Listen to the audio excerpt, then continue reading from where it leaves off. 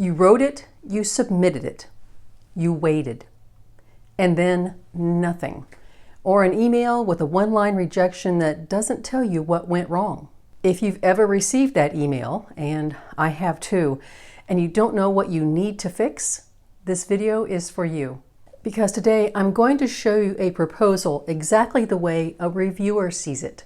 By the end of this video, you'll know the 5 red flags reviewers spot almost immediately, why each one hurts a proposal, and exactly what to do instead. So let's start with the first one. Red flag number 1, the vague problem statement. I see red flag number 1 in many proposals when I serve as a reviewer. Here's what I mean. A vague problem statement says something like, food insecurity is a growing concern in our community. That sentence is true, it's also useless. Every reviewer reading it has seen a line exactly like that in 100 other proposals this year. An anchored problem statement does 3 things. It gives me one number, one source, one geography. Compare these two. Food insecurity is a growing concern in our community.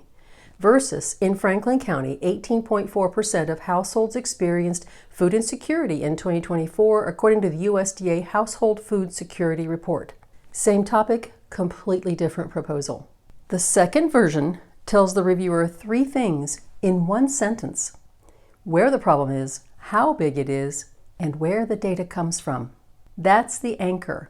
Without these 3 pieces, the rest of your proposal could be on shaky ground. Here's a real example from my day job. We were applying for a youth mentoring grant last year. We didn't use a generic statement such as, many young people in our region face barriers to academic success. We wrote it with actual county-level data, graduation rates, chronic absenteeism numbers, and we cited the specific report we pulled out that from. Here's what reviewers see when the problem statement is vague. They see an organization that didn't do the research. And if you didn't do the research on the problem, the reviewer might also assume you didn't do the research on the answer.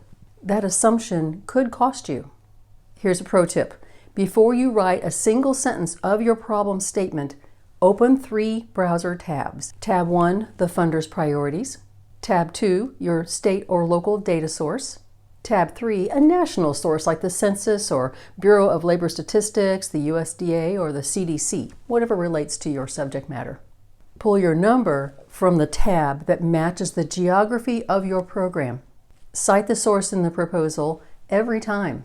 This gets your proposal read more often than skimmed. Red flag number 2, outcomes that don't match the funder. Let me define this clearly. Your outcomes are the measurable changes your program will produce. Lives improved, skills gained, behaviors changed. The funder's priorities are the outcomes they care the most about, the reason their grant program exists in the first place. When those two don't line up, even an excellent program loses to a less impressive one that's better aligned. Here's how this happens in real life. Let's use that great program I just mentioned, that youth mentoring program that improves graduation rates. Let's say we find a foundation that gives money to youth development. We write the proposal around graduation rates, we hit submit, and we get rejected. Why? Because that foundation's actual priority, buried on page 3 of their guidelines, was mental health outcomes for youth. The graduation work is real. The mental health story wasn't told. You can see the problem. Here's how this actually plays out in my day job. Program staff will send me a grant opportunity, a link, a forwarded email, and say, I think this is a fit. My job is to do the deep dive. I read the guidelines, I read the funder's priorities, and I read what kind of outcomes they actually expect, and I read the eligibility section carefully. Then I report back. And here's what I want you to hear. Sometimes the answer is no. Sometimes the funder's priorities don't actually align with what we do. Sometimes their expected outcomes are too narrow or too broad or measure something we don't track. And sometimes, and this is the one that catches people most, it's something as simple as geography. The grant might be open to our state, but not to our part of the state. Or it's open to our county, but only for a population we don't serve. Dropping the opportunity early is part of the job. It's better than spending 40 hours writing a proposal that was never going to fit in the first place. Here's what reviewers see when outcomes don't match. They see an organization that didn't read carefully. They see a proposal that's pitching what they want to deliver instead of what the funder wants to support. And on a panel of reviewers comparing 20 proposals against the same priorities, misalignment removes you from the list fast. Here's a pro tip. Before you write a single word of your proposal, do the deep dive on 3 things. 1, the funder's stated priorities. 2, the expected outcomes they want to see, which are usually more specific than the stated priorities and often spelled out in evaluation criteria, sample awards, or annual reports. And 3, the eligibility, including geography. If any of those 3 don't fit, don't write the proposal. Free up that 40 hours for one that actually has a chance. And catch this, grant writers who win consistently aren't the ones who write the most proposals. They're the ones who say no to the wrong opportunities so they can say yes and win on the right ones. Red flag number 3, the 2026 overhead shift. This is a budget issue to address. Let's define a couple of terms first. Direct costs are the costs that pay for the actual program, the staff doing the work, the supplies, the participants, the venue. Indirect costs, or overhead, are the dollars that keep the organization running so the program can happen. Things like rent, accounting, IT, executive leadership time, things like that. Every organization has indirect costs. That's not the problem. Every funder has a different tolerance for indirect costs, and they almost always tell you in their guidelines, so read that section carefully. Here's where most proposals get into trouble. Funder number 1. Most foundations, if they support indirect costs, may fund 10 to 15% of the total project budget. Some funders want you to list indirect costs as part of the project budget, but they won't pay for it. They want all of their dollars going to program delivery. Funder number 2, most corporate funders are more strict. Many will tell you flat out, program costs only. No overhead, no admin, no executive salaries. If you build a budget with 20% overhead, they won't fund that part or just decline the grant. Funder number 3, state and local government grants vary widely. At my day job, we're currently in the 10% indirect cost range, depending on the program. And here's the update for 2026 that surprises a lot of people. Federal grants, which have historically been the most generous on indirect costs, are now trending in the other direction. Proposals with lower indirect cost requests are being scored as more competitive. So the principle has become universal. Across foundation, corporate, state, local, and now federal funding, lower indirect costs means competitiveness. That's the shift. Here's a pro tip. Because these indirect cost rules can change frequently from one cycle to the next, even with the same funder, don't assume last year's guidelines apply to this year's proposal. Read them carefully every time. And don't build the budget alone. In my day job, I develop each grant proposal with our program staff and our finance office together. Program staff know what the work actually costs, and finance knows what's allowable and defensible. The indirect request gets developed for that specific proposal. Not pulled from a shelf, not copied from last year. Built fresh, on purpose. Red flag number 4, the AI tell. I'll be honest with you, I use AI in my own grant work. So this isn't don't use AI. This is don't get caught using it badly. Funders are using the same term for what's flooding their inboxes as we all do with bad AI words and images, AI slop. And reviewers are being trained to spot them. Here's what they're trained to look for. AI tell number 1, the M- giveaway. AI loves the M-. If your proposal has 6 of them on a single page, a trained reviewer notices. Read your draft out loud. If you don't talk in M-, your proposal shouldn't either. In real practice, I rewrite those sentences every time. AI tell number 2, AI hallucinates the outcomes for you. When you write an AI prompt for a grant, add in everything that's relevant, including outcomes. In a recent video on AI for grants, which I linked below for you, I wrote a prompt for a fictional agriculture workforce grant.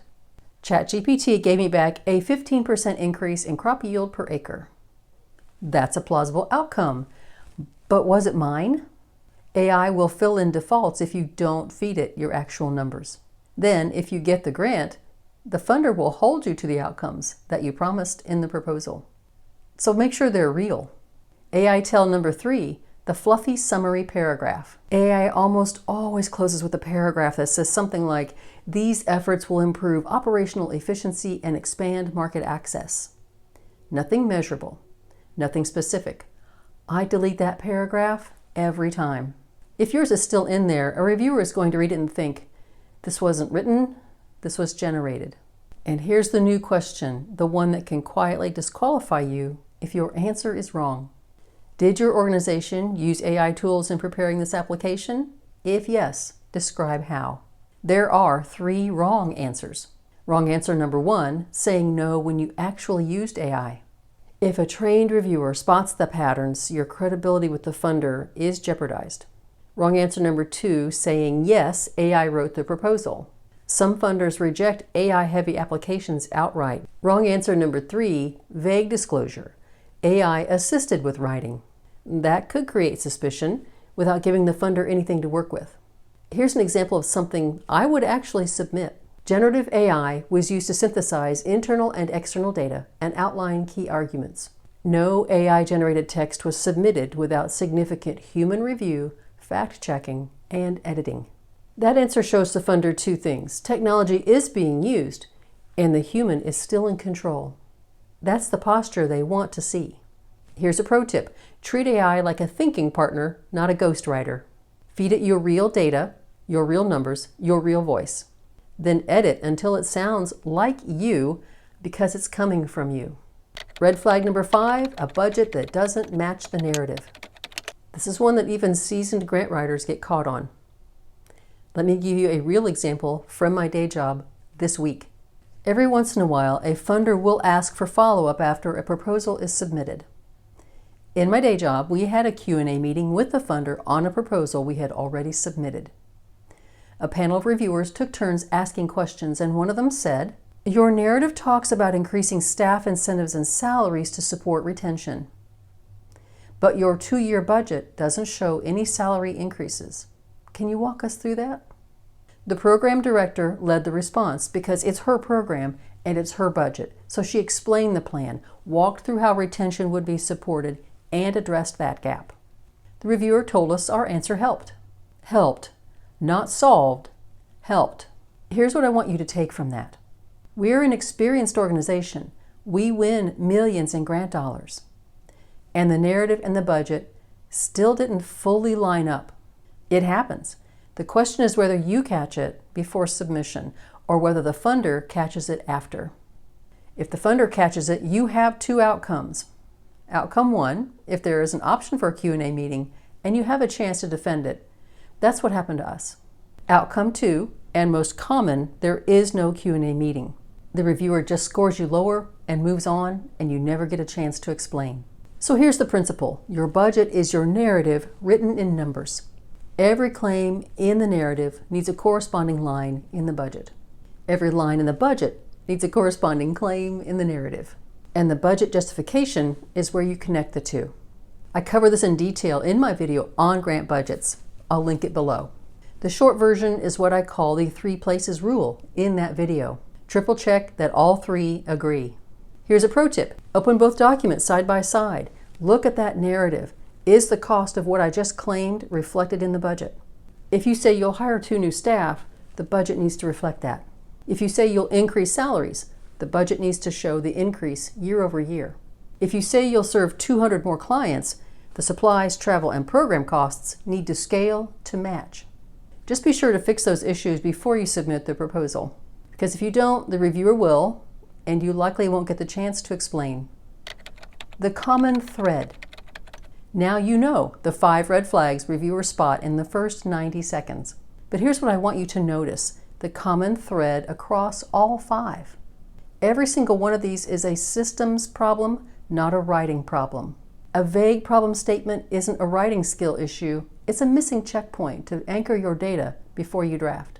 Misaligned outcomes isn't a creativity issue, it's a missing checkpoint to read the funder's guidelines first.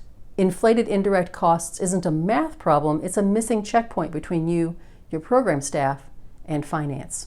AI slop isn't an AI problem, it's a missing checkpoint to review what AI gave you before the proposal goes in.